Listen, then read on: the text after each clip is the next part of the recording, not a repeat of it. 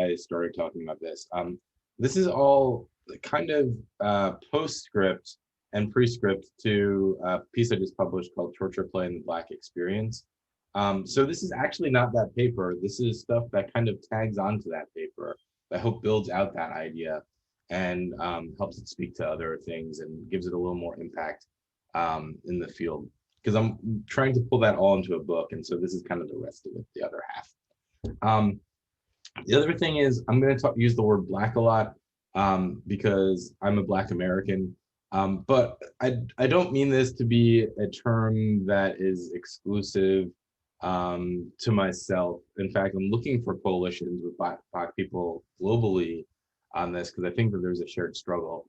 But I use the term Black because I'm drawing on a lot of material from African American studies that specifically looks at the Black experience in North America and looks at things like slave songs and stuff like that. So there's a slightly different history there, and I am specifically going into that. So that's why I'm using that term. I just wanted to put that out here.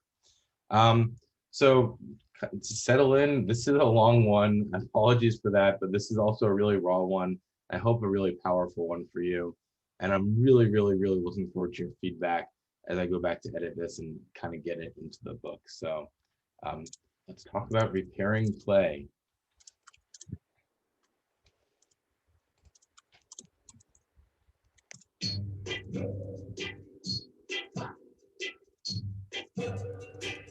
I hear something saying. Sorry.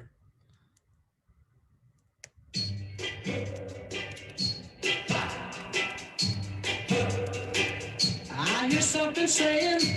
We're also going to listen to some music, so just dig in for a minute or so. Enjoy the song.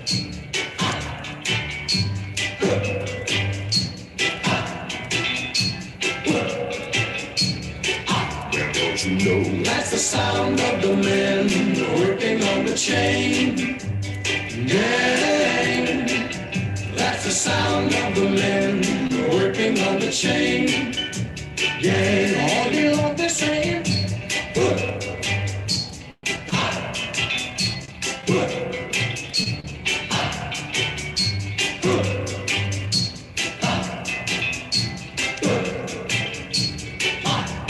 you know, that's the sound of the men working on the chain gang. That's the sound of the men working on the chain gang. All day long they work so hard till the sun is going down, working on the highways and byways and wearing a frown. You hear them moaning their lives away, then you hear somebody say, that's the sound of the men working on the chain gang.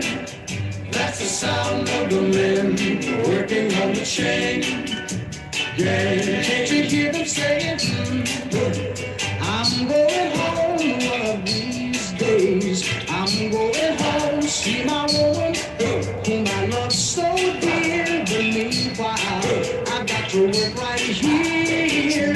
That's the sound of the men working on the chain gang. That's the sound of the men working on the chain gang. All day long they're saying,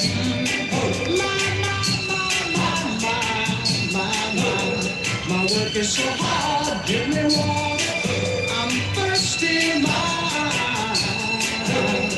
work is so hard,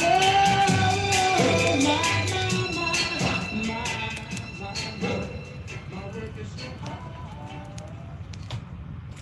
So before you think I'm just totally crazy making you sit down for a second, I just want to kind of say, phenomenologically, this is part of the point. You know, trying to think through representation, trying to think through how things are represented, trying to think about what we give space to and what we don't give space to. That's all part of this project. So play back, in that sense, is part of this. Let's start with the problem. Our definition of play is broken. We game scholars know this intimately, having watched the term's most emancipatory potentials have been appropriated and co-opted by hatred, far-right rhetoric, and bigotry over the course of the last decade. One need go no further than a voice chat for online play, Twitch stream, or Reddit forum to observe how adolescent hate speech sits alongside gameplay.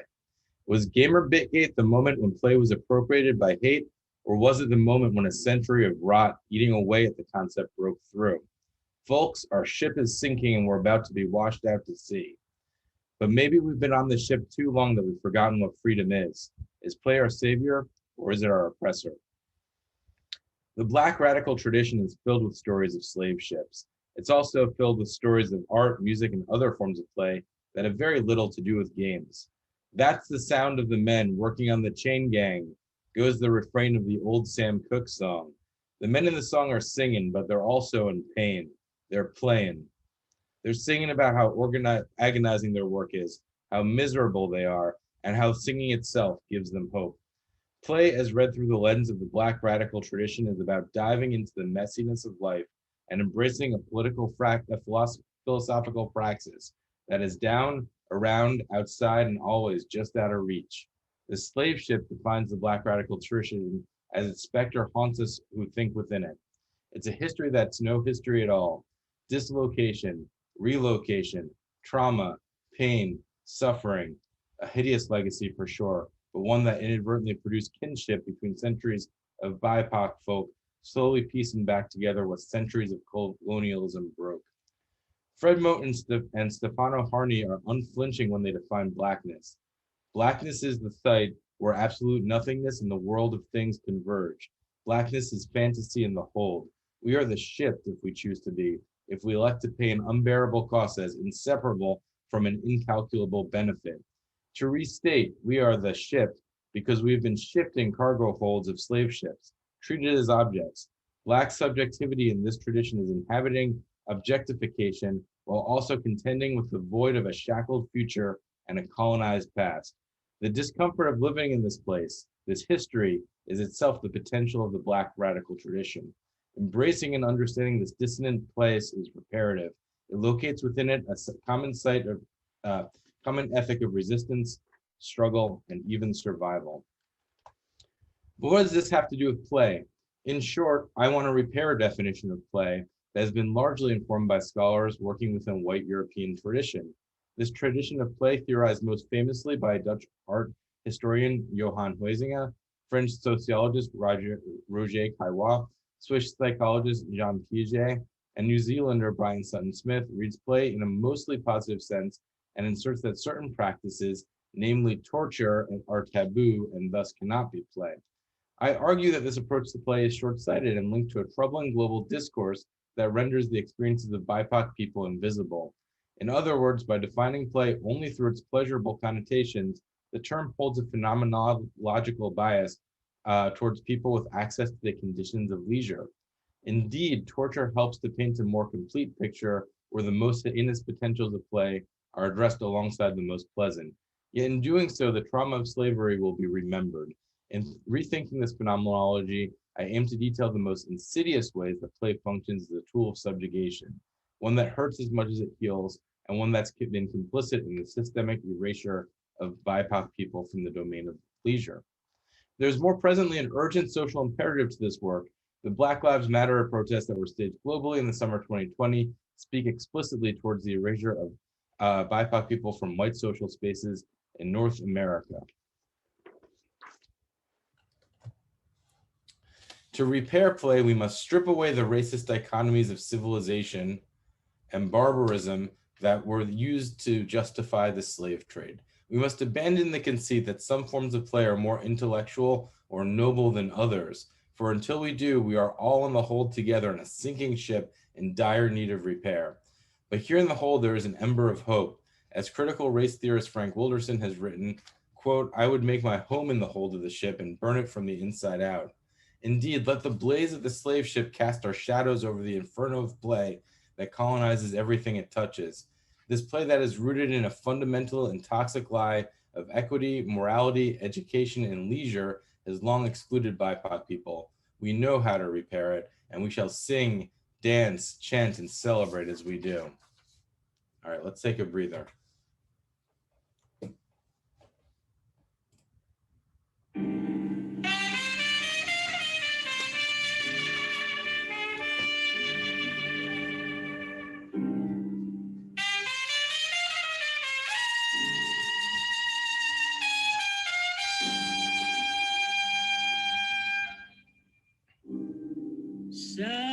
Southern trees bear strange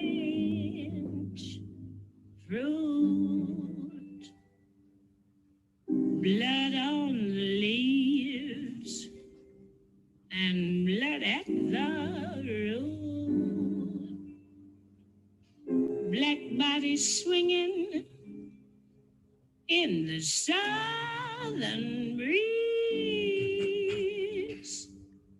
strange fruit hanging from the poplar trees.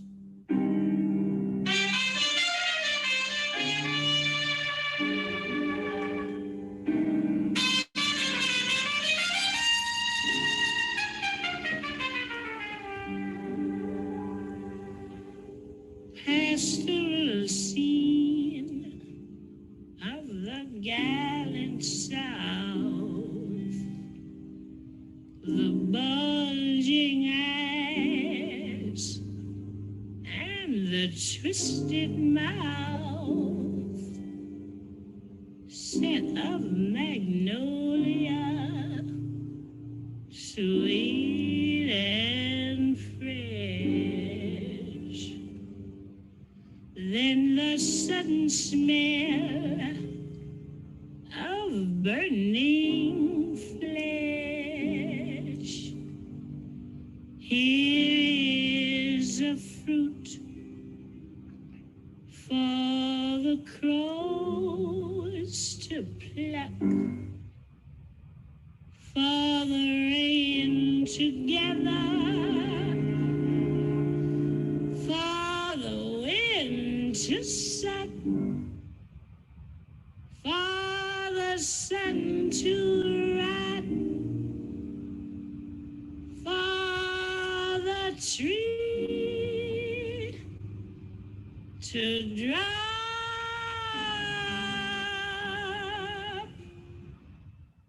Here's a strange and bitter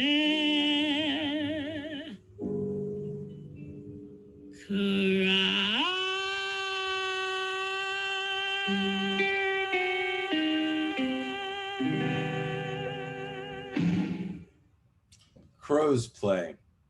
Researchers who observed their behavior list seven main practices which resemble what philosophers term play. Crows manipulate objects for no apparent reason. They hide things. They perform tricks when flying. They mess around with water when bathing, sled, vocalize aimlessly, and hang on branches upside down. The crows in the quote you see on your screen ain't playing, they're surviving. Billie Holiday's Strange Fruit is a protest song, a graphic depiction of the lynchings Black folks suffered in America until and through the 20th century. And while the tune may have changed, the hangman's noose today is less popular than the pistol, and the police no longer wear hoods. The song itself is the same. Black people in the United States and BIPOC people across the world are more likely to be killed by the authorities, their neighbors, or complete strangers than their white counterparts. This is the rationale of the Black Lives Matter movement, and itself an upsetting reminder of how unjust and inequitable society was and still is. To repair play, we must first recognize how the concept itself is indebted to a white European thought, and consider how this line of thinking has led to a discourse around play with significant blind spots. Most notably, play theory insists on elevating play to a virtue, an art of modern progress, and thus characterizes the forms of play that compete with this narrative as corrupt. But let's return to crows for a second. These playful scavengers have more to do with the problem of play than one might at first think. Although animals play, their play is unproductive. Johann Huizinga makes one critical yet influential argument that has kept as an implicit premise a good deal of research that has followed. Play itself is productive of civilization, quote unquote. He writes, now in myth and ritual, the great instinctive forces of civilized life have their origin: law and order, commerce, profit, craft and art, poetry, wisdom, and science. Quote, all are rooted in the primeval soil of play. Implied here is that civilized is that which is legible to Western European civilization, and that the opposite, as I will catalog in depth here, is barbarism. Likewise, by way of inference, it is implied that civilized is that which is human, while the barbaric is that which is not. Thus, the assumption here is that people whose customs are not legible to Western civilization must act like animals. They are like the crows who are trifling with baubles with no particular goal or end in mind. And I'll report to this point later, as is key for the presumably civilized play is always constructive of something.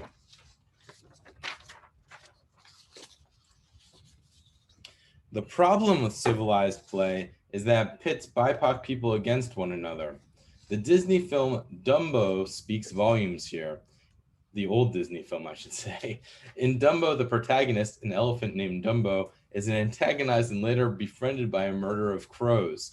The crows here are all illustrated as hepcats, speaking with jive and singing scat. Of course, they're black.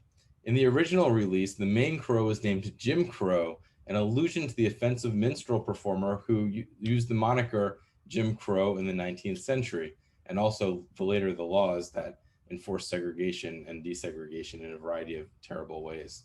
The racism in Dumbo is so blatant that Disney later changed the character's name to Dandy Crow in an effort to make the movie less obviously offensive. The crows in the film, though, are playful. They sing, cackle, and strut around singing.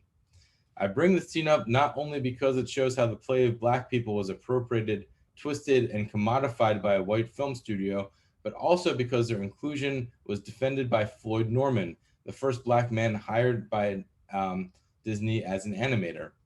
Now, in defense of the crows, Norman invokes the naive gaiety of fun as a rationale for their inclusion. He wrote an article for his blog entitled Black Crows and Other Political Correct Nonsense, where he explains, quote, if you remember the story, a group of cool crows nested in a field decide to have some fun at the elephant's expense. After Timothy Mouse scolds the feathered group, they soon have a change of heart and decide to encourage the little elephant. The song they sing is pure fun and entertainment, and the animation is inspired, he says. Now, his opinion's clearly colored by the unique pressures he faced as the first Black animator hired by Disney. Many model minorities, BIPOC people who are the first in their industry, feel pressure to perform not just competency at their art, but also competency with the social norms of the community which they are entering. Thus, Norman defends the inclusion of Black characters in Dumbo despite the stereotypes they embody, at the expense of critiquing the white supremacist culture from which they had been created. If Norman were to call the crows racist, he would be critiquing the company, and thus his peers as racists. He'd be violating a social norm and risk being seen as uncivilized. In other words, he'd be playing the spoil sport. Leisure, fun, games are all the pathologies of a theory of play that prioritizes and privileges pleasure over pain. By ignoring the traumatic and painful defining term in only a positive sense, play codes civilization is access to all of the above. In this sense, play becomes a form of social privilege, one that intersects with positionalities of race, class, and gender that players inhabit. The jive crows in Dumbo are contrasted against the Black chain gang elsewhere in the movie called the Roustabouts, only because they are depicted as lazy and thus opt to drink, smoke, and play instead of to do work. Particularly offensive are the ways that the Roustabouts sing that their work is happy while swinging heavy hammers. The message on all levels is clear. If you're Black, you better wear a smile and you better be happy no matter how painful or traumatic your work is. You're going to be seen as lazy no matter what, and you don't get to say what is fun and what is not.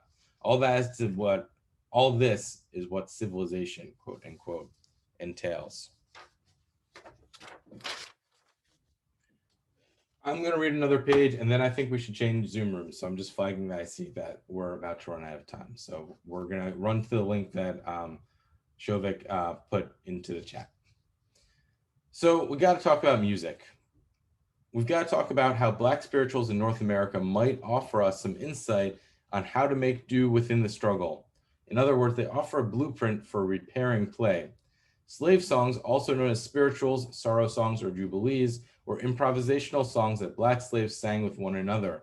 They are read and understood today as both resistance and spirituality at once. Resistance insofar as their meanings were illegible to the slavers who held them captive, and spirituals because they are described as evoking strong emotions between the Black folk who sang and listened to them. They were the church, so to speak, of Black kinship on the plantation. For purposes of my argument, understanding the importance of slave songs against the backdrop of torture is key.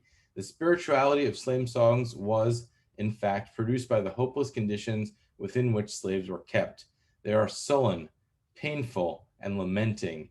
Their play, both because they memorialize the most painful aspects of torture, but also because they're improvisational performance. All right, so let's find that link and head to the other room. I'll meet you there in a minute.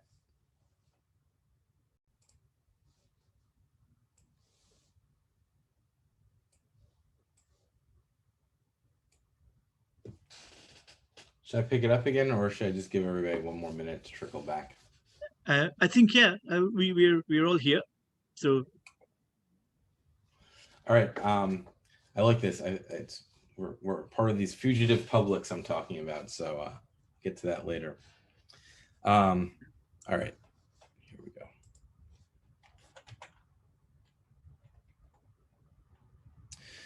Many historians and critical race theorists look to Frederick Douglass's book, Narrative of the Life of Frederick Douglass, an American Slave, for a first-hand account of the conditions of slavery. Douglass, who escaped slavery and sought refuge in northern United States during the pre-Civil War period, describes slave songs sung on plantations. Slave songs told a tale of woe, which was then altogether beyond my feeble comprehension. They were tones loud, long, and deep. They breathed prayer and complaint of souls boiling over with the bitterest anguish. Every tone was a testimony against slavery and a prayer to God for deliverance from chains.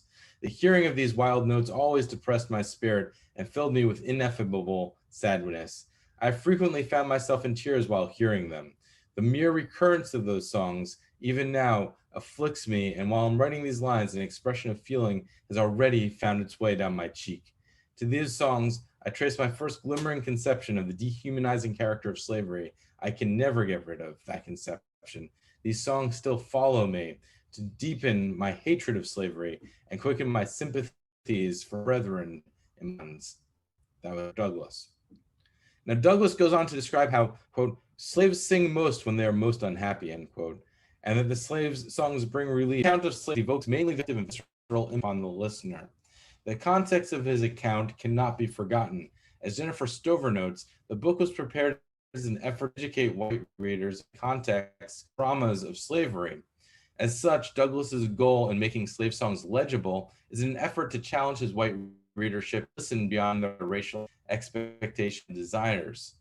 This outreach is a plea for common ground, an effort to mobilize the play of. Importantly, songs evoked tears in Douglass because they encourage him to remember the conditions of torture within which he was raised. The play of torture and the play of songs overlap. Both evoke the tears for the same effective and visceral reason. Yet, unlike torture, the slave song is reparative because it offers relief.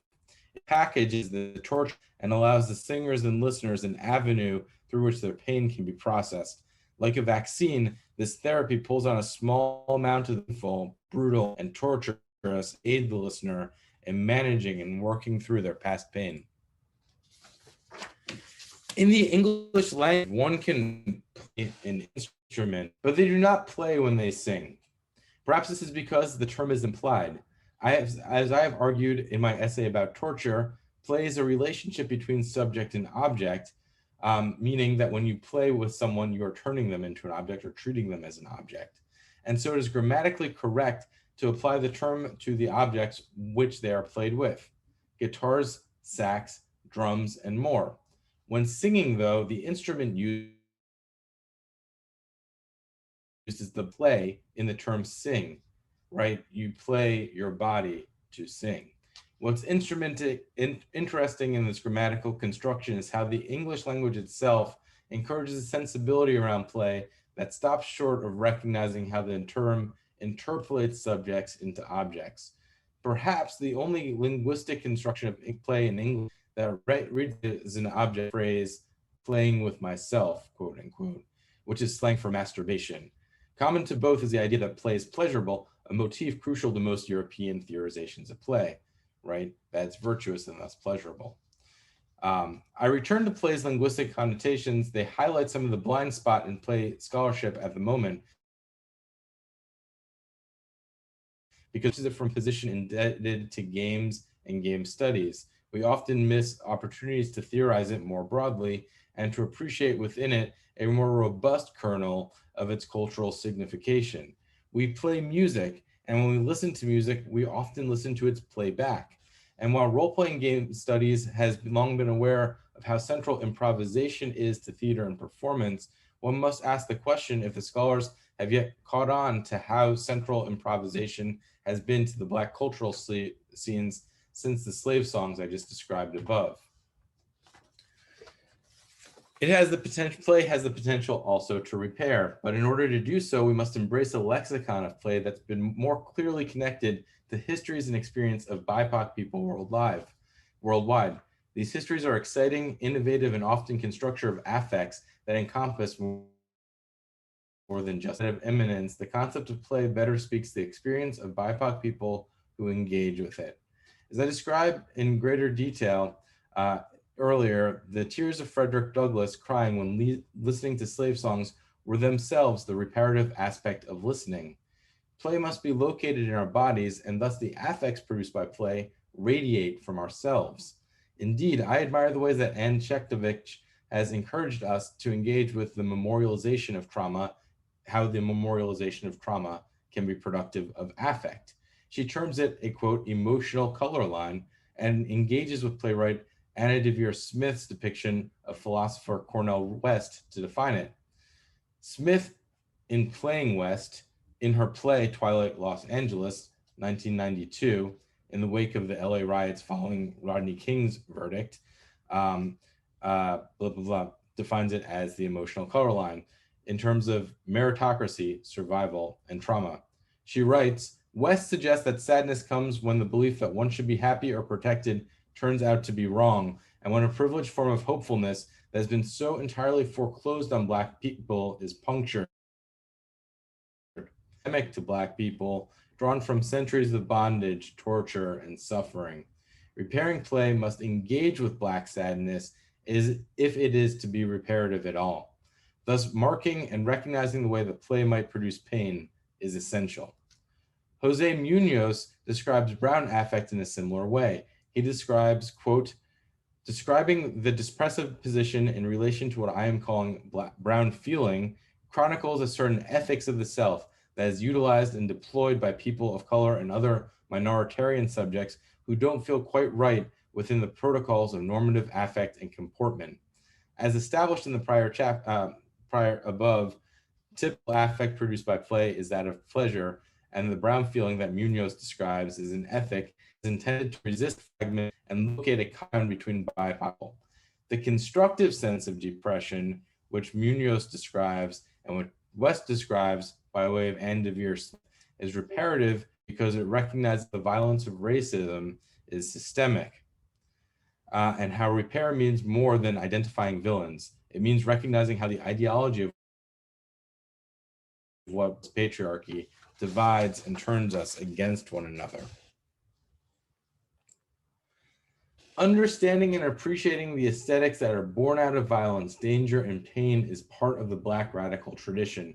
And while research in this tradition tends to focus on forms of play that are not gameplay, the aesthetics of Black designers, composers, and writers, and instrumentalists, all chosen across all mediums, is what speaks to what's common in this tradition.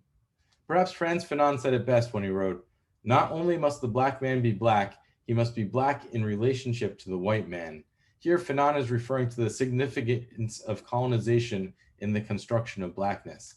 Blackness as an identity or as a lived experience exists insofar as the result of years, decades, centuries of subjugation and struggle. Indeed, it is the brutality and violence of colonization that pulls the inequity of Blackness into focus, and which has long been a common point of solidarity between BIPOC people worldwide. This focus is intended to shine a light on, sorry, I didn't realize it wasn't screen sharing.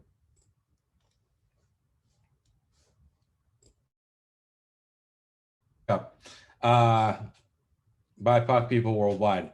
This focus is intended to shine a light on developers from a particular history of minoritization, and in doing so, speak to the unique conditions of Blackness globally. BIPOC game designers have endured abuse, harassment, struggle, and dehumanization as they work to make their excellent games. Here, I want to write about Black game designers because it helps refine my analysis and draws attention to the traditional of Black radical aesthetics, and highlights how these designers are part of what Hortense Spiller would term a, quote, rupture in African culture. She writes, the massive demographic shifts that were violent formation of a modern African conscious that takes place on the sub-Saharan continent during the initiative of what strikes, the initiative strikes which opened the Atlantic slave trade in the 15th century of our Christ, interrupted hundreds of years of Black African culture. Contending with aesthetic, social, and narrative impact of this fissure, described by Spillers, means sketching the contours of an artistic scene that has endured despite hardship across space, a scene which knows itself by virtue of this history, even more than the folks in it know each other.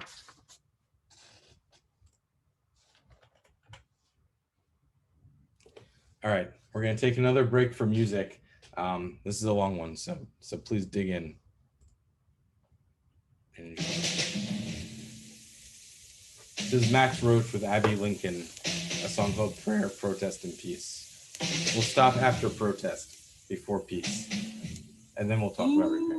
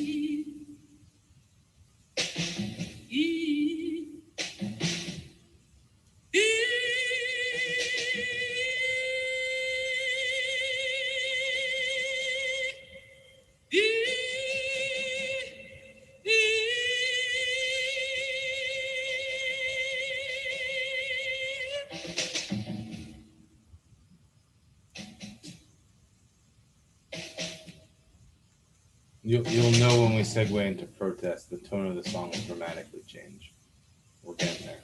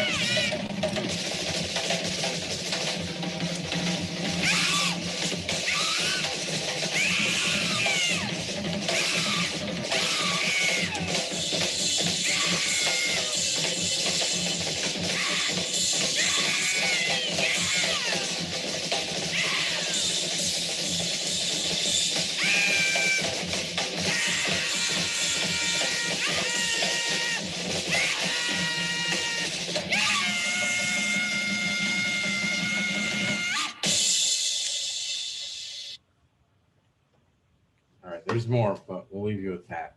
Importantly, in the accounts of recording that song, the neighbors were afraid that Abby Lincoln was being killed, and Abby Lincoln herself was uncomfortable with that part of the song being published. So that's part of what we're talking about here. Fred Moten calls this aesthetic sensibility the break. For him, it's the essence of the Black radical tradition.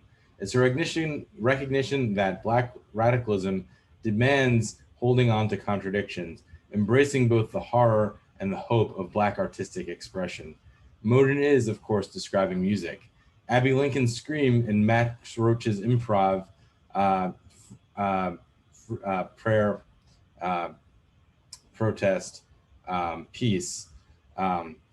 Lincoln sounds troubled by the trace of her performance, where she tells the performance, which she tells, and the performance of that. Well, let me just say, Lincoln sounds, quote, troubled by the trace of the performance of which she tells, and the performance which the performance told. Is Lincoln in pain or is she exuberant? She's both and neither. She is the scream. She doesn't own the scream. She's just performing the scream. She is more than a scream. Moten's theorizing of the Black radical aesthetics is indebted to W.B. Du Bois's double consciousness, concept of double consciousness, where one's always evaluating themselves through the eyes of white society. Black artists, their work is radical because they are radical. The survival, perseverance, and success of Black people and cultures that have been colonized and defined by white European is itself a radical form of expression.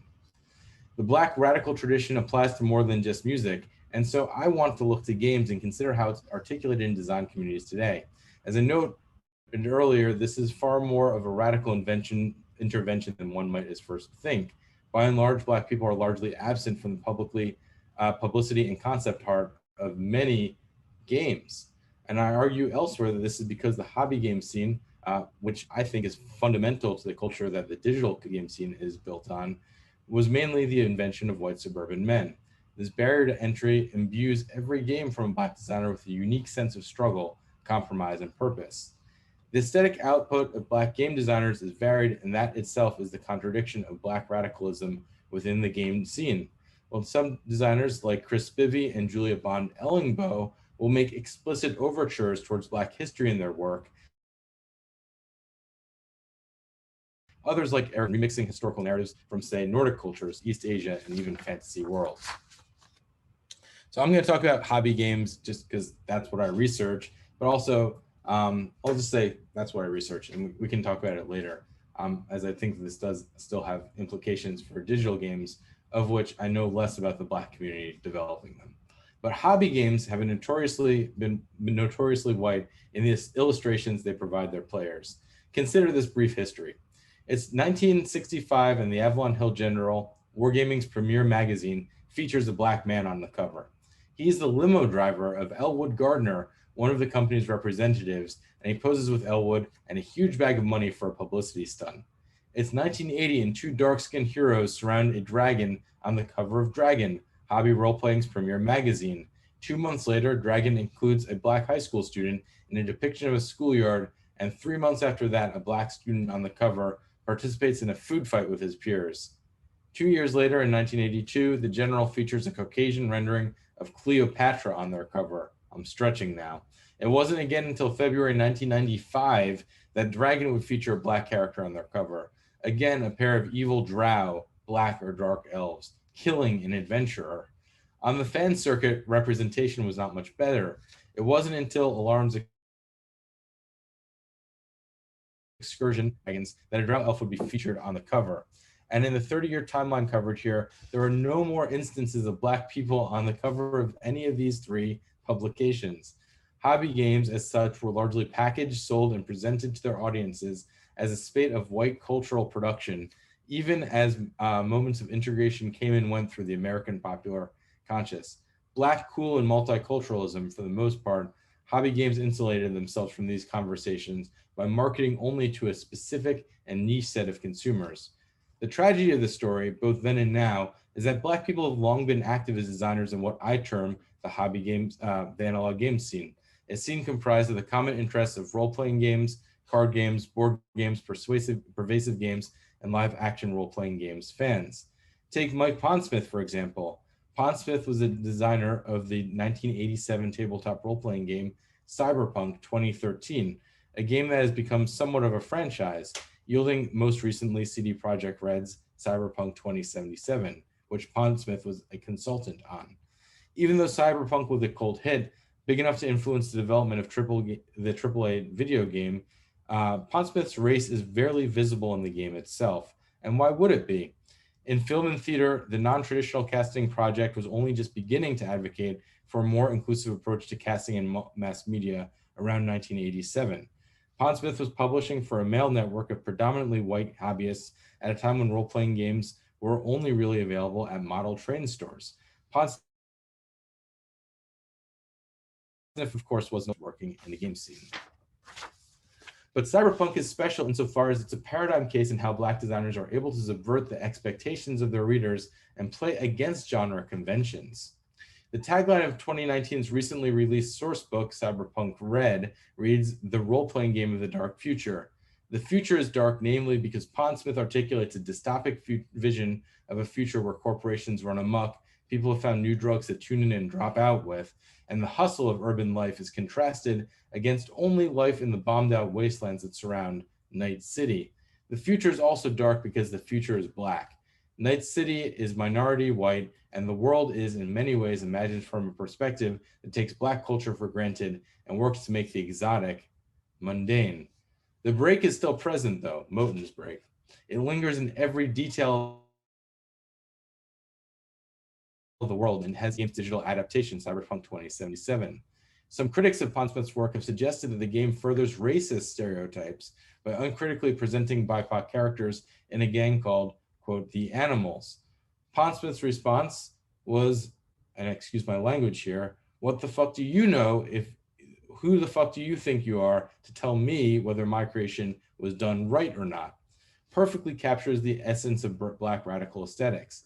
Pondsmith refuses to be told what Black is and how Black can identify or disidentify. As a Black author, Pondsmith is vocalizing against the double standard by which his work is being judged. The Animals are at once too Black and not Black enough. But Pondsmith inhabits this break. He knows that Black art isn't always legible by white folks, and he eagerly embraces the contradictions in his design. Eric Lang is one of the most popular board game designers working today. Until 2020, Lang was the director of game design for a studio called Cool Mini or Not, a board game company that specialized in light miniature-based board games. Many of his games focus on adapting intellectual property into an exciting board game experience. The list of properties Lang has played is impressive. Marvel, Game of Thrones, Star Wars, Godfather, Dilbert, and more. One of Lang's greatest talents as a designer is being able to imagine how widely different worlds and settings might be transformed into a board game. In this regard, Lang is the master of the remix. But his creative outlook constantly reimagines and reforms the presuppositions which we come to the game table with. Games in his mythic trilogy of war games are examples of this. Blood Rage takes Norse mythology and innovates a war game where the goal is to kill your own troops and send them to Valhalla. His game Rising Sun takes place in feudal Japan and has a heavy focus on the economic consumption of war. And finally, the third game in the trilogy, Gods of Egypt, pushes players to contemplate religious dogma. In it, players take on the role of gods in a polytheistic pantheon, competing for followers in a world that's turning to monotheism for religion. All of his games in this trilogy allowed players to toy with large miniatures that represent monsters. Now, Black Radical aesthetics inhabit his designs in how he subverts conventions of the wargaming genre to bring in more fantastic elements from the cultural margins. Although Lang's game designs appropriate and repackage a variety of mythologies, for example, Norse, Japanese, and Egyptian, he uses these mythologies to recenter minoritized cultures in a genre all too frequently fetishizing the history and symbolism of white men. The Norse thing is an exception there, but we can talk about that later. Games in this trilogy are all war games, a genre that I have pointed to as being notoriously white and how it's represented by companies and designers who have historically produced these games. By appropriating many conventions of the wargaming genre, but then reskinning these games with themes that dive deep into Japanese and Egyptian mythology, Lang is making space for stories to be told in these games that vary from the celebratory accounts of Robert E. Lee, the Confederate general in the States, and Erwin Rommel, the Nazi general's military prowess. Finally, I would be remiss if I didn't end by describing Julia von Ellingmo's role-playing game Steal Away Jordan, Stories from America's Peculiar Institution. The game is best described by one of Ellingmo's collaborator, Kat Castillo-Jones, in an interview. She writes, quote, "For those readers who have not yet played the game, Steal Away Jordan, Stories from America's Peculiar Institution is a tabletop role-playing game in which players tell the collective stories of enslaved people. Written by Jubilee, Toni Morrison's Beloved, and Octavia Butler's Kindred, the game is set during the United States antebellum or post-slavery period. Slavery period. Each session focuses on the struggles of a group of slaves trying to achieve their secret goals. These range from large goals like killing the overseer to smaller goals such as keeping a family member from being sold away, learning to read in secret, or getting a pair of shoes. Players have to work together to achieve these goals. The player game also forces them to prioritize their own goals over the needs of their characters. Does one make a break for it during a moment of conflict or stand up for another slave as they interrogated about the missing goods? So Steal Away Jordan focuses on the retelling of American slavery by drawing on the work of Black artists to think through how living through slavery implies managing trauma, scraping by, and even conspiring with one another towards the ends of freedom, comfort, and joy. Ellingbo expertly shows how the Black radical aesthetics can inform the role-playing game genre. Often her critics would describe Steal Away Jordan pejoratively as something that wasn't a game, though. It was critiqued as being some people were also, quote, afraid to play it, end quote. Specifically, some even related to her that they were afraid to get it wrong. In other words, because Ellinglo focuses so specifically on the institution of American slavery in her game, the threat of an experience of play that touches on trauma as exposed to pleasure was too much for many of the presumably white players who encountered it. The definition, quote, "The definition of fun is something that gets policed," Ellingbo recounts. "There's an idea that games have to be fantastical, that a game shouldn't make you think beyond what pleases your character. But this is life in the hold, isn't it? We're just holding on to the things that make us Black, the indelible mark that we all carry with us that replaces a sense of origin with a common cause of solidarity." Embracing the painful as well as the pleasurable. If Frederick Douglass had omitted Hester Stream in his narrative of the life of Frederick Douglass, would have inspired so many to work towards abolition. Would the flourishes of John Coltrane be so sublime if they didn't play with notes that were both tonal and atonal in organization? As Ellingbo has so adeptly put it, the Western European canon of play scholars has been focused on policing the kinds of affect that play is productive of. Sharing the pain of Black fantasy is an important part of the project of Black radical aesthetics. There's a political end to this work, of course. As Andre Carrington puts it, haunting will not go away so long as its conditions of possibility remain intact. The policing of play that allows for pleasure and not for pain is one of the many things that generates the conditions of possibility that allow for trauma, death, and pain to haunt Black aesthetics. Although Ellingbo, Lang, and Pondsmith all take different approaches to their game designs, a through line of the Black radical tradition runs through the work that all three have published. Within each corpus of work lies a desire to surface and make legible the contradictions of white culture. Pondsmith imagines Black futures, Lang subverts genre expectations from within, and Ellingbo simply makes a game of history and encourages to spend some time inhabiting the traumatic lives of the past.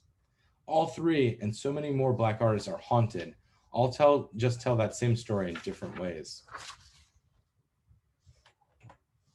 All right, one more song. This one's short.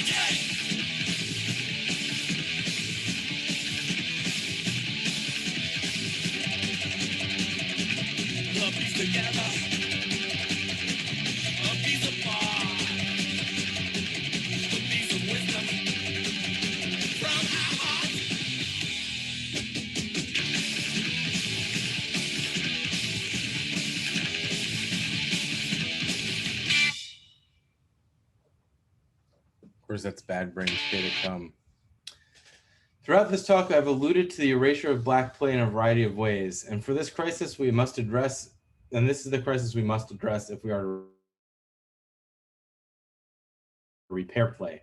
Washington, D.C., Black hardcore band Bad Brains. A short track on the Whirlwind eponymous album, the excerpt I had quoted laments to the cost of creativity, reproduction, and even play for BIPOC people. And in this case, the presumed listeners, punks too. All the costs that we must pay for, the cost of creativity, the cost of reproduction, and the cost of play are what Stefano, Harney, and Moten feel render us a fugitive public. They argue that we must find in debt a common cause between oppressed BIPOC people and other fugitive groups on the run from capital. It furthers the same destructive logics that have colonized BIPOC people for centuries. The problem is that forgiveness maintains the same power relationship that allows the systems of today's bondage, forgiveness of debt. Best embodied by debt to continue. The question of whether or not debt must be forgiven is an open one. It often takes another name, reparations. But in that context, it is a global coalition of BIPOC people who have had their histories, land, families, and dignities stolen by them by white colonizers that the term generally relates to. Harney and Moten's case for solidarity in the underground, what they termed the undercommons, must be contrasted against Ta-Nehisi Coates' book article, The Case for Reparations. Here, Coates also talks about debt. He talks about the Black farmers in Mississippi who were murdered, harassed, and chased out of the state in antebellum America. Coates explains, many of Mississippi's Black farmers lived in debt peonage under the sway of cotton kings who were once their landlords, their employers, and their primary merchants. Connecting the dots between this debt and the debt of homeowners during the 2009 financial crisis, Coates uses the term plunder to describe how the state and other white institutions leverage debt in an effort to exploit Black publics in the United States. In other words, the debt is ongoing, or as Bad Brains would say, you have to pay to play. Repairing play is play that remembers, play that speaks truth to power, and play that is conscientious of its own indebtedness. I began this talk with some notes this little bit because I'm on some notes about debt, because I'm certain that the debts owed by Black people, as well as the debts owed to Black people by the appropriative white state, are fundamental to understanding a Black phenomenology of play. Remember, Black play is about pain as much as it's about pleasure. The pain that haunts Black communities in the United States, as well as many BIPOC communities globally, is the pain of debt. As long as play is policed by designers and publishers who prefer to publish the pleasurable to the painful, we continue to live in bondage, subordinate to a system of values that continues to neglect, criticize, and deliberately misunderstand Black aesthetics.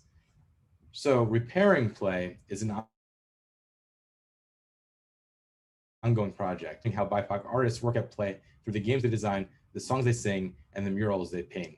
What's more, we repair play when we acknowledge how play drifts above, under, around, and through all artistic mediums. As it stands, play has been fragmented into aesthetics that have been ghettoized by discipline. A Black phenomenology of play looks to the affects that Black artists aim to conjure in order to theorize a sense of repair. In other words, there's a common thread that runs between game designer Ames' dark, brilliant game, Yay or Nay. It's a reskin of Guess Who that asks players to identify the correct persona of Kanye West by giving other players clues and making them then contend with their internal and implicit biases. And the Black performativity of Bad Brains, the first and only Black hardcore band in Washington, D.C.'s notoriously white hardcore scene. The violent thrash of Black men in DC appropriating and performing music that has only been performed by white men forced many to contend with their own internal biases about what hardcore music was and what it represents.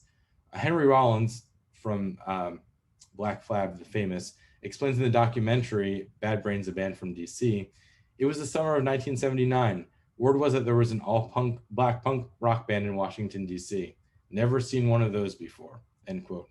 So repairing play means appreciating how play is polyphonic and can produce affects for both players and listeners across mediums.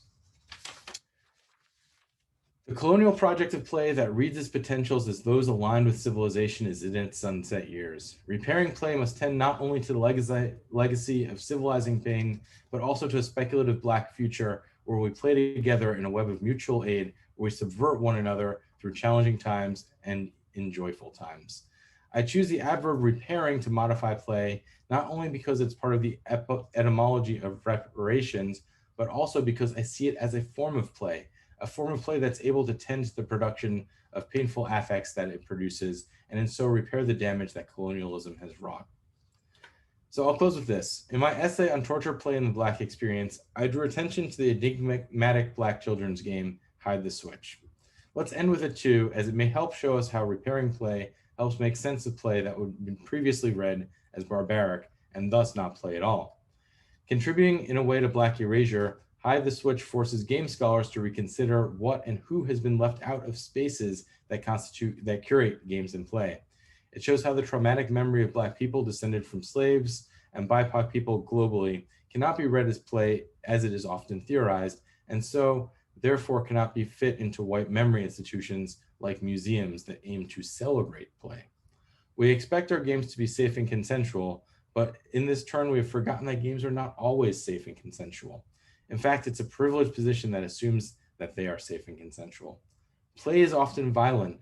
Play forces us to contend with the truth that we must always negotiate our own experience with that of others. This is what the brutality of Hide the Switch reveals. It shows how torture is as mundane a phenomenology as play, and that all are capable of its cruel pleasures. To forget this is to aestheticize the experience of play and to resign ourselves to the cultural norms of white supremacy. Thanks all for your time and to listening in many ways to this presentation. It was a real pleasure to work on this and share it with you. Aaron, thank you so much. And I know we have lots of questions, and we're again being shunted to another room. So it's the same Zoom room. If you just, we'll be back in a minute. Same Zoom room, same password. We'll be back in a minute with, and I'm sure Aaron would be happy to take questions. And I know all of you have lots of questions. So we'll be back in like no time. Same meeting ID 8814390545, and same passcode GG capital SFT1. So see you soon. See you soon.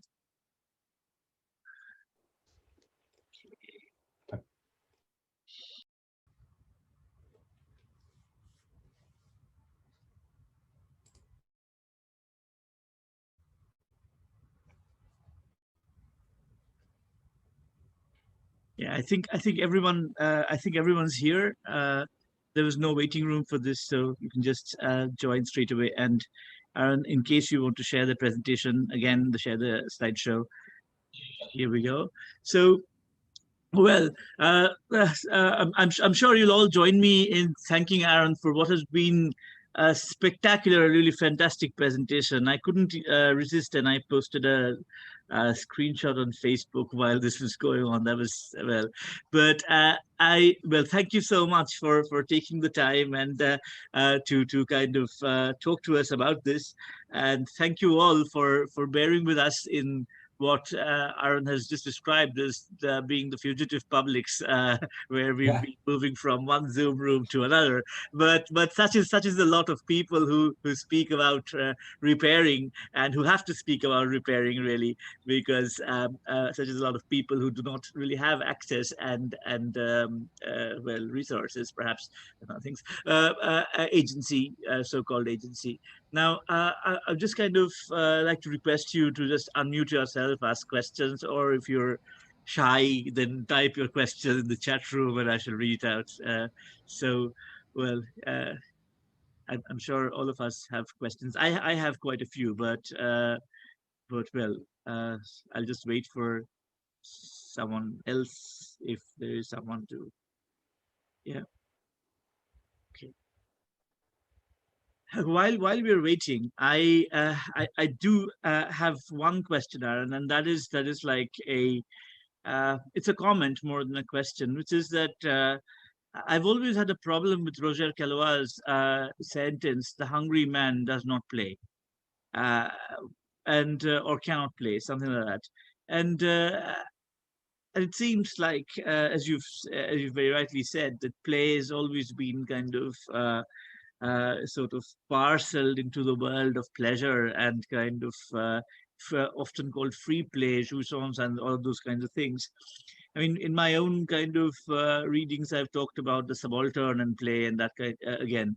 But I mean, I've talked about the player as being subaltern, but the very notion of play itself as not being a free or kind of like, pleasurable, enjoyable activity is something that I'm now wondering on.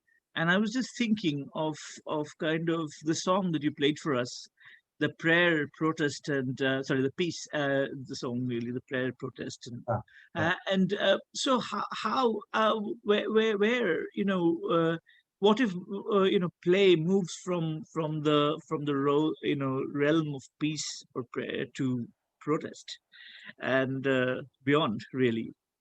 That's what I wanted you to maybe say a little bit about while we wait for other questions. Sure. Yeah, that's a really great question. So one thing that's really important when thinking about like the kind of work of a lot of jazz musicians in the 60s, including Max Roach, that they were really tuned into civil rights protests at the time, right? The first song on that album, the album that the triptych prayer, protest, piece is on, is called Freedom Day, and it's actually really celebratory, right? Like it's about like finding freedom somewhere, anywhere, after liberation from slavery, and it's a really amazing song. But I think the interesting thing that you're pointing to on prayer and the protest part of the piece, the prayer, protest, peace song, is the potential that we might find in play to subvert institutions and find some power there, some power in the contradiction there. And I really think that sense of contradiction, right? That the break is the scream that is so painful, that is also so profoundly moving, the scream that codes as torture to one person, but pleasure to another person, or liberation to another person, is kind of the engine of that aesthetic power. And so I think I would hazard to guess that one of the reasons that we can't protest as we play right now, or that protest rarely comes through via play right now, is because of this focus on the pleasurable, right? By interpolating everything as pleasurable, we've kind of lost that sense of agency, that kind of push to go somewhere else with the concept and to turn it into a thing that might really do some great work. There's a great piece by Matthias Fuchs called Ludo-Archaeology, and in it it's a very short piece in Games and Culture, and in it he talks about how he speculates that Huizinga, when he was theorizing play, he was on the run from Nazi Germany and stuff, and so he was trying to theorize this kind of play potentially that might resist some of the toxic spaces of barbarism that he saw the Nazis, doing to Jews in Europe. But he didn't necessarily find it, or he thought he might have been getting close to it in Homo Ludens. And I think maybe he did, but maybe he was too racist to realize that was right in front of his face the whole time. So I guess those were some disorganized thought on really great comment and point. So thank you. Yeah, so I mean, I have actually talked to Matthias about this essay of his, and Hashinia, incidentally, by the way, this is PhD on Indian drama, Sanskrit drama, which is quite. I wanted to just kind of flag up one incident in the Indian freedom struggle, which is one of our. I'm sure people who are familiar with the story of the Indian freedom struggle will remember that one of our major events in the freedom struggle was how an Indian football team from Kolkata defeated the Yorkshire Fusiliers in football.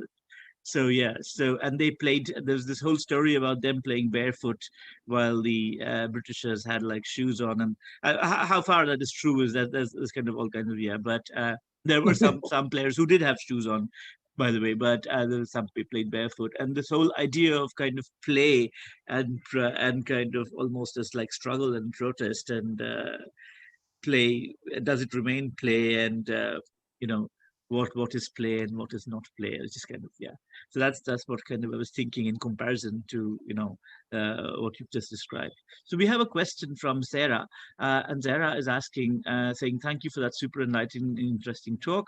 I'm interested further in the effects of pleasure play and its differentiation between the political and the cultural, especially for what this means for a BIPOC audience. Would the active reparations of play then situate catharsis in the hands of the player figure in the way of the affective and participative, identifying or memorializing of collective struggle and racial melancholia or loss, which is otherwise erased and appropriated? So, well. That's a great question.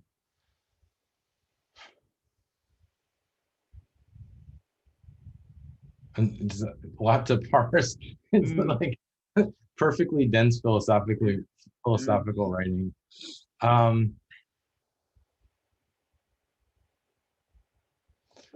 Yeah, I think the question, I think you're right, first of all. So I think that there's a potential here for play to be cathartic in that aspect, right? And I brought in Frederick Douglass's Tears, listening to slave songs, as kind of a moment to think through what that catharsis might look like, right? You cry, and that you relive the trauma in crying, and by doing that, you feel a little better.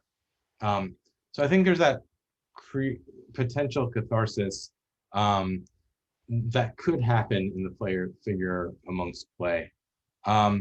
So I think that's right, but I think there's something else here that you're pointing to.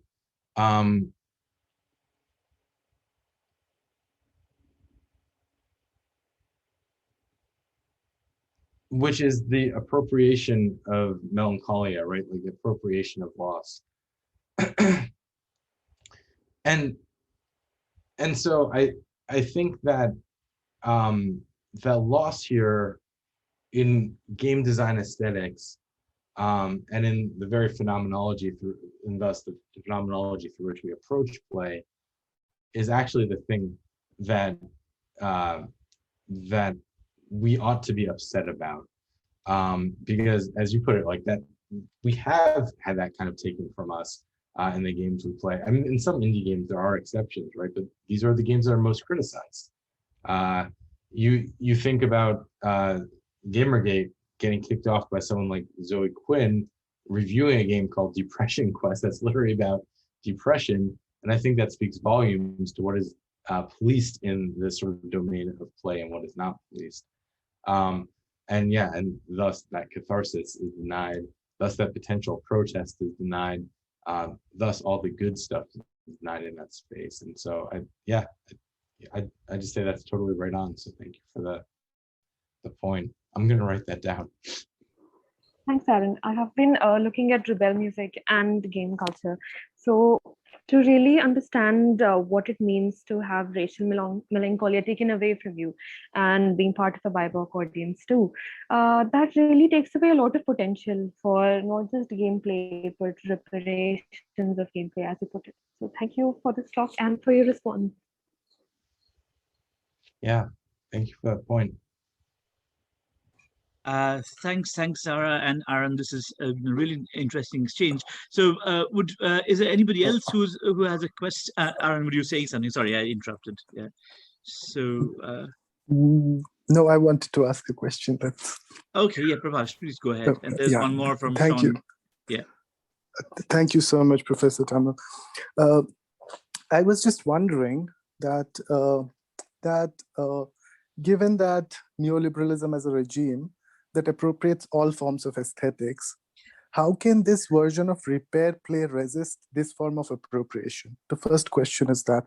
A related question would be, how does repair play help resist structures of oppression? In the sense that how would repair play address rejection as resistance?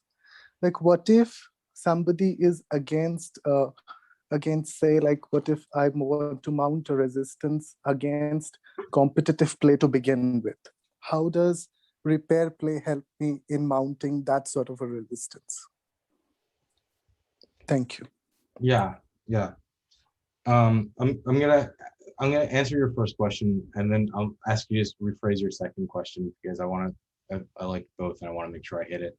But the question about neoliberalism, I think you can think about something like the break, the scream, the rupture in something like James Brown's music as this sort of moment, right, where neoliberal appropriation, at least in the 60s and 70s, right, takes the black scream, the black rupture, and is able to really easily commodify and package it to listeners worldwide. And so, yeah, I think that danger is frankly always there, and that's something that we ought to be aware of. But I'll go back to crows for a second, because one of the things that is really interesting about crows is that when people describe crow speak, right, they call it jargon. And one of the things about jargon is that it actually insulates from the outside listeners, just like the slave songs do. When slavers heard slaves singing slave songs, they saw them as nonsense, right? They couldn't understand them. They thought they were illegible. And I think there's something about that illegibility, right, that is itself resistive, that is not easily appropriated and put into commodifiable contexts. And so we're fugitives. The point of fugitivity isn't that you find a place and you stick with that strategy and you keep at it. It's that you keep on moving, you keep on finding different forms and different media to put it out through. And I think that recognizing that, appropriation is not a thing that happens once permanently and forever for a movement, but something that can be circumvented and moved around through different modalities, through different variations, through different remixes of a concept, is really important to keeping the concept fresh and moving forward. Now, can you kind of repackage that second question, because I was so busy thinking of the first. I know I kind of... Yeah, thank you for that response. The second question was, how does repair play help resist structures of oppression? In the sense, how would repair play address rejection as resistance? What if somebody wants to reject a form of play to begin with, like, say, competitive play or role-playing games or something like that? Because we see that the structure itself of those games are oppressive and based upon a worldview which is racist, misogynist, and so on and so forth. So how would a concept of repair play help us resist, help us in practicing rejection as resistance? Yeah, so that's an excellent question. So I think that I talk about that more in the essay than in this talk, the essay Torture, Play, and the Black Experience. So in that essay, right, like really trying to theorize torture in the sense, think through what torture might do for the concept of play, and what experiences torture brings into that dialogue, and how those experiences kind of make a concept that might have been fragmented at one point whole, is really important to think through what repairing play does to different forms of play that are fractured or fragmented in that sense. And so I think the point here, right, like this isn't a kind of smash the state resistance with play. I don't necessarily think that's a good thing. I value play in a lot of ways. And I bet everybody in this room, if you're a game scholar, it does on some fundamental level too. The point is to repair it, right?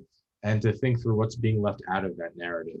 And so I think that repairing play, right, tending to the torturous, tending to these stories that we often don't have play, that tends to, or when it does, it gets policed. I think that is the moment of intervention that we need to be looking towards, right? It's not necessarily saying that we need to rebuild a concept or do something to this concept, as much as it's just saying we need to include stories that weren't being told, tones that weren't being told, things that produce different affects to play. I think that's how I would approach that. So thanks a lot, Aaron. That was a really very interesting response. And I've already put a link to your essay, which was the whole reason how we kind of started to talk about this, having this talk. And a really interesting exchange on Facebook, interesting within scare quotes, really. Yeah. So please do kind of look at Aaron's really fascinating essay. You have another question. This is from Sean did you consider engaging with W.E.B. Du Bois on the Sorrow Song? So, I think that's a really great question, and I will. So I haven't though. So a lot of this I wrote in like a fever in the week following Shuvik's and I's conversation, and I got just so excited about writing this all down, and turning this essay into a bigger thing, that I have not reached into every avenue that I could have with the literature surrounding it. So that's on me, and I want to learn more about the Sorrow Song and what Du Bois had to say about it, because I think that would be really relevant to what I'm saying here. So thanks for that recommendation. I'm totally taking it to heart, and we'll be like looking into that after this talk is over, because I definitely don't know enough about it off the top of my head at the moment. So thank you.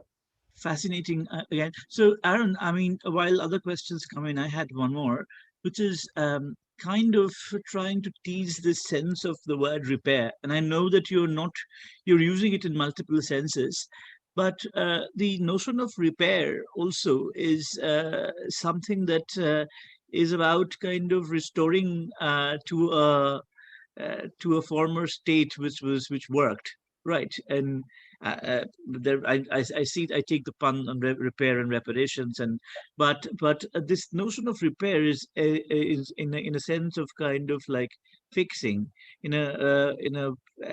is it possible to fix something like this? I mean, is repair ever possible? I mean, after what we have gone through with kind of, I mean, looking at memory, post-memory, and whatever, I mean, experiences of slavery, colonialism, empire, from kind of like, you name it, from when really. It's so is repair in that sense possible? I think that's a great question. I feel like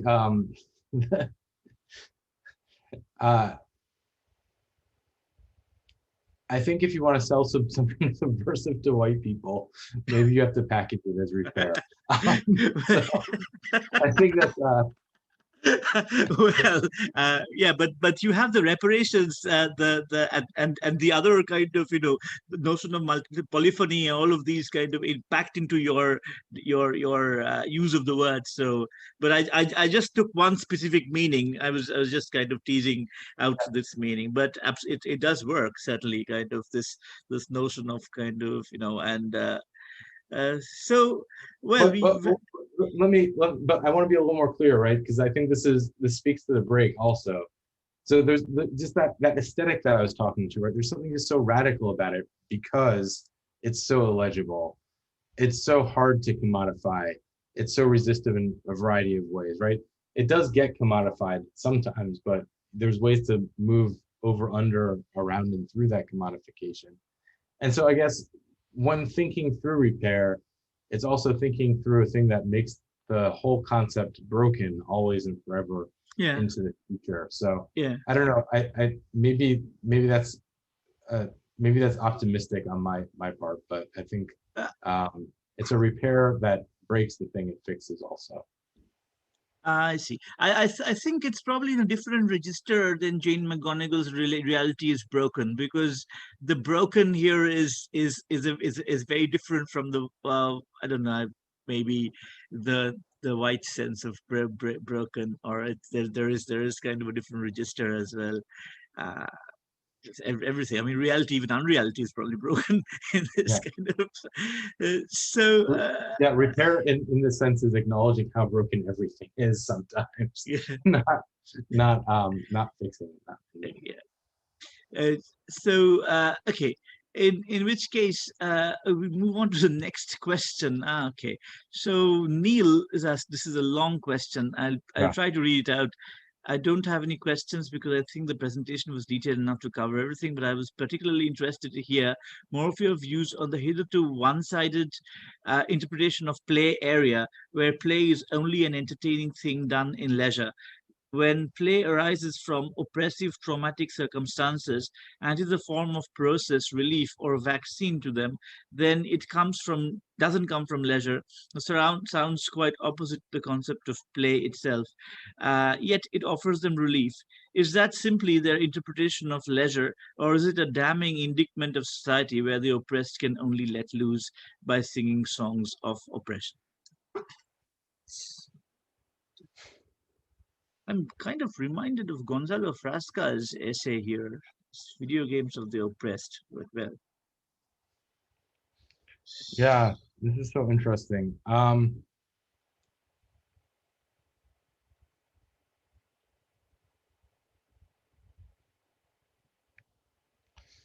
Yeah, I think you're right that this is a theorizing of play that doesn't come from leisure. But I think although a lot of approaches from play that are derived from scholars in sociology who theorize leisure, I think one thing that they tend to coalesce around, right, is again the point that play is civilizing, right, and leisure is civilized, right? Like leisure is what the bourgeois have access to. Leisure is that way that the civilized enjoy themselves, and in fact even produce civility for poor folks within it, right? That is the mark of a civilized country in or society in the sort of classic leisure studies sense. But I as we know now, right, like in so much of this, like it's rabbits, turtles all the way down. And even if you have like where I live in North America, a society where the poor have access to leisure in a variety of ways, there are also conditions, right, like in the global South that you're very aware of, that where people just don't have access to that leisure. And so in that sense, I do think it's a damning indictment of neoliberal capitalism, right, where the oppressed really only have access by singing songs of oppression. But I also just want to say, I think that's a slight mischaracterization of slave songs, right? Like they're not necessarily singing. I mean, Sam Cooke is when he sings Swing Gang, but a slave song isn't necessarily about the slavery. But it cites the slavery, and so to revisit it post-slavery, as Frederick Douglass does, or to revisit it as we do today, is visiting the oppression, the site of the oppression. So I think that's just an important thing, right? Like Mhm. when working on a plantation, the slaves weren't necessarily singing about their bondage; they were just singing. But those slave songs, those spirituals, are now cited as a way of understanding that oppression. That's important. Absolutely. Yeah, that's a really important kind of distinct, note to observation to kind of make really. So I don't know if you have any more questions. I mean, I'll wait for you to come up with more questions. I had one question, which is just a curiosity, because I mean, I was wondering what was the access to play spaces, particularly digital game spaces like. I know you spoke about board games, which were played differently by white folk, and so what kind of access really? Because I've my my first kind of brush with video games being played in was in through the Archie comics, where there was a place called Riverdale, and people went to the mall and played games in the USA. We didn't have these things in India, not until a long time later.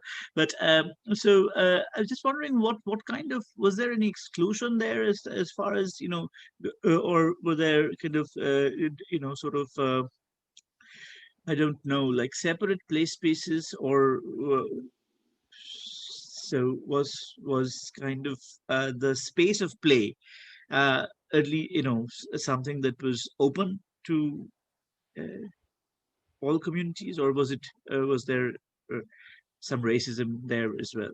Uh, Are you asking historically or biographically? Historically, yeah.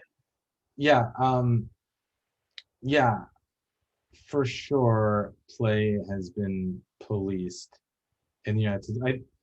But it's never. I guess it hasn't been policed in explicit ways so much as implicit ways, right? Like through things like segregation. Yeah.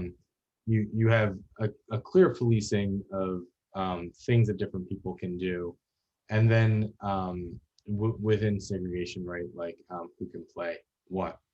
And so, like, I think the examples you would see, and I'm not an expert in this, so there are people who can speak to this better, perhaps Wikipedia, but would be sports, right? Like looking at Mm, collegiate athletics, thinking about the path of integration in sports. yes. And, you have many like Black athletic leagues that are played in different spaces and thus have different aspects, access to resources, trophies, glory of play. But then you have, several civil rights icons in like the 1960s, like Jesse Jackson, who played baseball, right? Who Yes. become these heroic spokespersons for civil rights and stuff, using the platform that they were able to get through a thing like sports to speak better to the topic.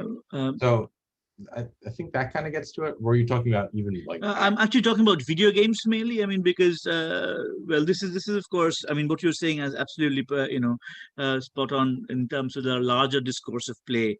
And then once we go to a country like South Africa, where well, where it's kind of well, it's very very very sadly and very clearly kind of demarcated.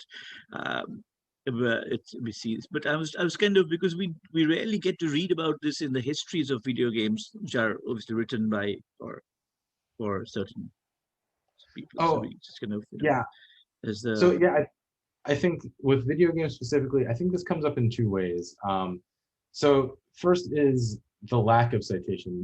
There's an amazing essay by Tara McPherson that's not about video games, but I love to talk about it when I talk about video games. So I'm just going to right now. Mhm. It's about race in Unix, and it's about how about when Unix, the programming language, is developed, civil rights in the United States was happening simultaneously, and yet in no history of Unix do people talk about civil rights, and that's because right, like the whole thing is kind of developed in this white enclave, yeah in this white yeah bubble that reveals actually what the values of the people developing the software were. yeah And so a very similar thing happens with game development. When you watch documentaries about like who worked at Atari, who hmm worked at these sort of American game companies at the time, it's mostly white people, yeah and you don't really see pictures of Black people engaging, developing, talking, or playing any of these things because that just wasn't the culture at the time. And I think that's really telling, right? Is that you have these developmental groups, right, that are that are kind of cloistered by race, and that speaks to racial homogeneity in one way, in a way that's not explicit. And the other thing I would point to is like when you look at what was used to advertise games at these times, and Carly Kokrick in Coin Operated Americans, I think pretty well. You can see that a black player in most advertisements is not spoken to. And I also think about even going back further, looking at like the way the Magnavox Odyssey, the way the Atari 2600, these things were, before they were marketed to white men aged, like 18 to 35, were marketed to families. And when they would depict families, of course, they weren't black families, they were white families. They weren't integrated families, they were white families. And so I think that that discourse of racism in play is kind of explicit and written everywhere in spaces of digital gaming historically, and we're still contending about it with it in so many different ways. Well, thanks a lot for kind of telling us about it. It is kind of, it must be very difficult to even to articulate it or kind of think about it. I mean, it's like, but I know that we are kind of the fugitives here, so running out of time again, and there is time for one last question. But if not, then we would. I would like to. Excuse me. Yeah. Can you hear me, sir? Yes. Yeah, I just like to thank you once again for answering my question, and I think I just sort of want to. I have another curiosity, because I think this concept of play arising from a place of complete oppression or something. I was reminded of actually this show called The Wire, this very famous show called The Wire, which is based in Baltimore. It's on the drug trade in Baltimore of African Americans, primarily black city.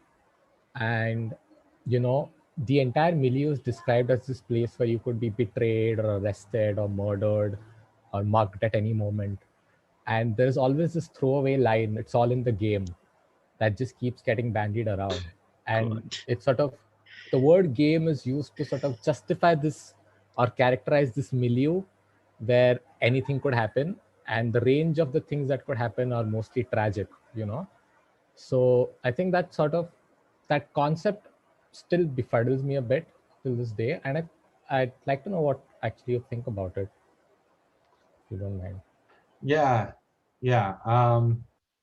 I think the other verb we use in the States for that is the hustle, right? Like that you're playing a game and you're moving through it, right? That's the street level view, the fugitive view of being in that game. I think using the term game is always tricky, right? There's something kind of callous about it. It's like reducing the complexity of life, the complexity of danger, the complexity of pleasure into something that fits neatly into a box. And I don't know about you, but whenever anybody takes something and calls it a game, I always think that there's like kind of a belittling aspect to that. But I personally, and this goes to the Torture, Play, and Black Experience article, I think that's also because play is violent, right? And so when you're calling something a game like that, you're in some ways invoking it as a space of play and doing violence to it in a way that kind of is controlling in a way, right? Like you're framing yourself as one who masters games, one who understands games.